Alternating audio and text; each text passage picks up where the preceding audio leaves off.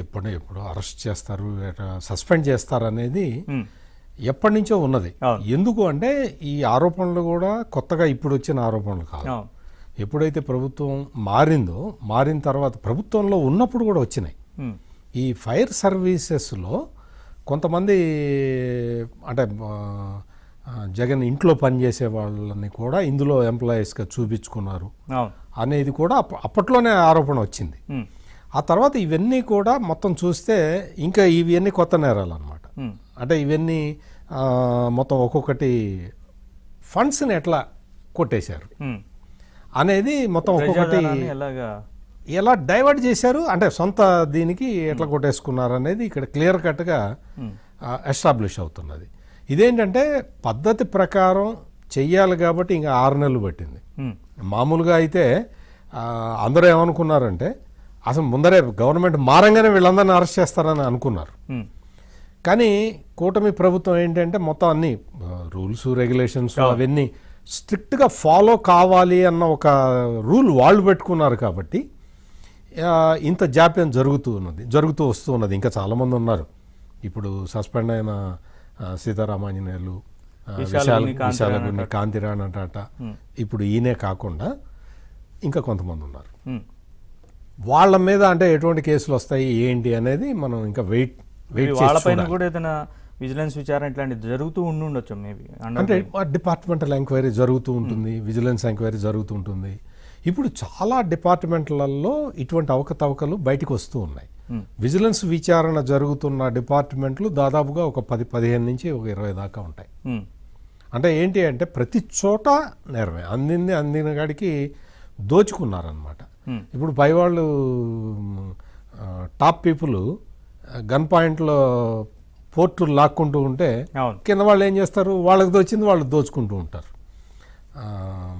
ఆవు చేలో మేస్తూ ఉంటే దూడ గట్టును మేయదు కదా. అక్కడ నియంత్రణ లేదు, ఆఫీసర్ల మీద నియంత్రణ లేదు, డిపార్ట్మెంట్స్ మీద రివ్యూ లేదు, అటువంటి వ్యవస్థలు ఏవి లేవు, ఎటువంటి వ్యవస్థ పని చేయలేదు.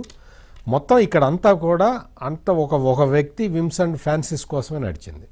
దాంతో ఏమవుతుంది అంటే ఎవడికి వాడు ఇష్టారీతిని ప్రవర్తిస్తాడు. ఆయనకి అంటే జగన్మోహన్ రెడ్డి కళ్ళల్లో ఆనందం చూడటానికి కొన్ని పనులు చేసేస్తే వీళ్ళు ఇంక ఏ పనులు చేసుకున్నా పట్టించుకోరు అనమాట. అటువంటి సిచ్యుయేషన్ గత ప్రభుత్వంలో మనం క్లియర్ కట్గా చూసాం. అంటే ఈ రోజున మాట్లాడుకోవటం కాదు కదా, ఆ రోజు నుంచే మనం మాట్లాడుకుంటూ ఉన్నాం. ఇట్లా అంటే వ్యవస్థలు మొత్తం కూడా ఒక్కొక్క కాలు తెగిపోయి పడిపోయినట్టుగా మొత్తం వ్యవస్థలన్నీ పడిపోయినాయి, పతనం అయిపోయి ఉన్న పరిస్థితుల్లో ఉంది. దానికి ప్రధానమైన కారణం ఇప్పుడు మామూలుగా చాలా ఏదో సివిల్ సప్లైస్ డిపార్ట్మెంట్లో, ఏదో ఫారెస్ట్ డిపార్ట్మెంట్లో, లేదా అక్కడ ఇక్కడ ఏదన్నా అవినీతి జరిగింది, కమర్షియల్ ట్యాక్స్, సేల్స్ ట్యాక్స్ ఇవే ఉంటాయి కదా. వాటిట్లో ఏదన్నా జరిగింది అంటే అర్థం చేసుకోవచ్చు. వాళ్ళని పట్టుకోవాల్సింది ఐపీఎస్ ఆఫీసర్లు. వీళ్ళే అవినీతికి పాల్పడితే ఇంకేం ఎట్లా ఎవరికి చెప్పాలి? ఇప్పుడు ఏదో ఒక డిపార్ట్మెంట్లో ఏదో చెక్ పోస్ట్ దగ్గర అవినీతి ఉన్నదనుకోండి, ఎవరు పట్టుకుంటారు? ఐపీఎస్ ఆఫీసర్లు కదా పట్టుకోవాల్సింది. ఐపీఎస్లు ఐఏఎస్లు కలిసి దోచుకుంటే ఇంకెవరికి చెప్పాలి? అది లాలెస్నెస్. నిన్న మొన్నటి వరకు ఆంధ్రప్రదేశ్లో లాలెస్నెస్, దాంతోటే ప్రజలు విసిగిపోయారు.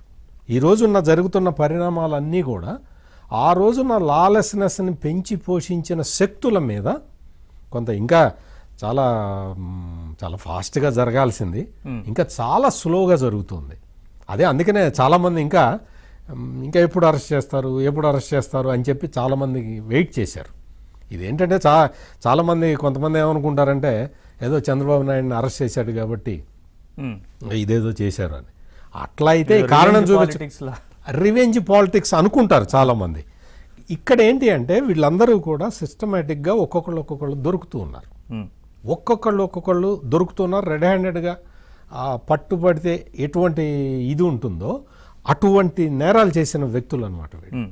అందుకని ఇప్పుడు చంద్రబాబు నాయుడిని అరెస్ట్ చేశారు కాబట్టి ఆ కక్షతోటి వెంటనే అరెస్ట్ చేయడం అంటే వెంటనే రెండో రోజు ప్రమాణ స్వీకారం, ముఖ్యమంత్రిగా ప్రమాణ స్వీకారం చేసిన నెక్స్ట్ డేనే అరెస్ట్ చేయొచ్చు. కానీ ఇవన్నీ కూడా కొత్త విషయాలు బయటకు వస్తూ ఉన్నాయి. నిధులు మిస్అప్రాప్రియేషను, ఇవన్నీ కూడా చాలా ఫండ్స్. ఇవే కాదండి, ఇంకా చాలా ఫండ్స్ ఉంటాయి, లెక్క చెప్పని ఫండ్స్ ఉంటాయి. లెక్క చెప్పాల్సిన అవసరం లేని ఫండ్స్ని చాలా మంది చీఫ్ గా కావచ్చు, డీజీ కావచ్చు, ఆ స్థాయిలో కొంత ఉంటుంది ఆయనకి అధికారం, ఆ లెవరేజ్ ఉంటుంది అనమాట. అవి ఈవెన్ బడ్జెట్లో కూడా బడ్జెట్ అప్రూవల్ కూడా అక్కర్లేదు. అటువంటి ఫండ్స్ మరి ఇంకా ఎన్ని పోయినాయో, అంటే అటువంటివి కూడా చూడాలి.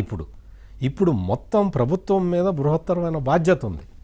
ఎందుకు అంటే మీకు సీక్రెట్ ఫండ్స్ ఉంటాయి కదా, పోలీసులు ఖర్చు పెట్టుకోవటానికి, వాళ్ళకి అంటే ఖర్చు పెట్టుకోవటానికి అంటే పర్సనల్గా ఏదో కార్లలో తిరగటానికి కాదు, డిపార్ట్మెంట్కి సంబంధించి ఇన్ఫార్మర్లకి డబ్బులు ఇవ్వటం అటువంటివి ఏవో ఉంటాయి. ఆ ఫండ్స్ మీద కూడా ఒక థరో ఎంక్వైరీ జరగాల్సిన అవసరం అయితే కనపడుతున్నది. ఎందుకంటే వీళ్ళందరూ మామూలుగా డొంక తిరుగుడుగా వచ్చి డబ్బులు కొట్టేస్తున్న వ్యక్తుల్ని మనం చూస్తున్నాం కదా. మరి ఇప్పుడు నేరుగా అవైలబుల్ ఫండ్స్ని వాళ్ళు ఎంత మిస్అప్రోప్రియేట్ చేసి ఉంటారు, అది కూడా చూడాలి మనం.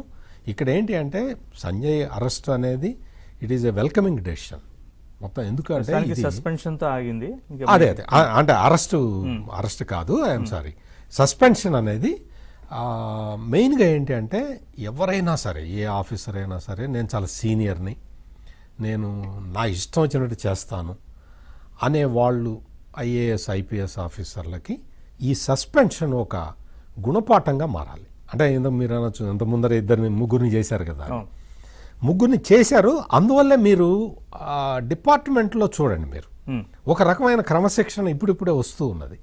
ఇంకా ఉన్నారు, ఇంకా కింద స్థాయిలో సిఐ స్థాయిల్లో ఇంకా నాటకాలు ఆడుతున్న వాళ్ళు చాలామంది ఉన్నారు, వాళ్ళు కూడా సెట్ అవుతారు.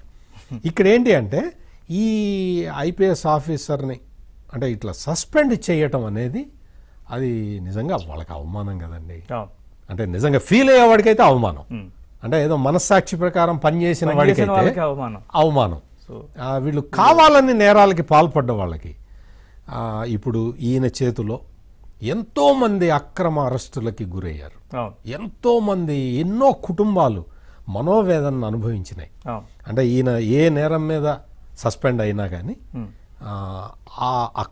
కొన్ని వేల కుటుంబాలు వాళ్ళందరూ కూడా ఈ రోజున బహుశా సంతోషపడుతూ ఉంటుంటారు. అంటే సస్పెన్షన్ వరకు జరిగింది, ఇంకా తర్వాత చర్యలు తర్వాత ఉంటాయి కదా. గవర్నమెంట్ అనేది ఇంతటితోటి ఆగదు కదా.